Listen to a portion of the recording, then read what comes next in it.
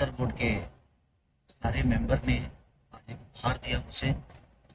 Fade out cut हमारे cinema जो रंग दे बसंती थी, जो कि मेरे जीवन की सबसे बेहतरीन सिनेमा अभी तक की जो हमारा कार्यकाल रहा, अभी तक जितने भाई लोग नमस्कार प्रणाम, कैसे आप लोग? उम्मीद करता हूँ कि अच्छे होंगे। शुरू में वीडियो देखे होंगे। Trending star Khesari Lal Yadav live आकर क्या बोल रहे हैं दोस्तों, बता रहे हैं ये मूवी बहुत ही जल्द आप लोग को बीच में रिलीज किया जाएगा। दोस्तों ये इनका लाइव का सबसे बड़ा मूवी होने वाला है, जिस मूवी का हमारे नाम है रंग दे बसंती। ट्रेंडिंग स्टार खेसारी लाल यादव का लाइव के सबसे बड़ा मूवी होने वाला है। ट्रेंडिंग स्टार खुद अपने मुंह से बता रहे हैं, ऐसा मूवी भोजपुरी में कभी नहीं बना है। बड़ा बजट का मूवी है रंग दे बसंती, और इस फिल्म के प्रमोशन में देख सकते हैं दोस्तों, खेसारी लाल यादव के बहुत ही माला पहनाए गए हैं।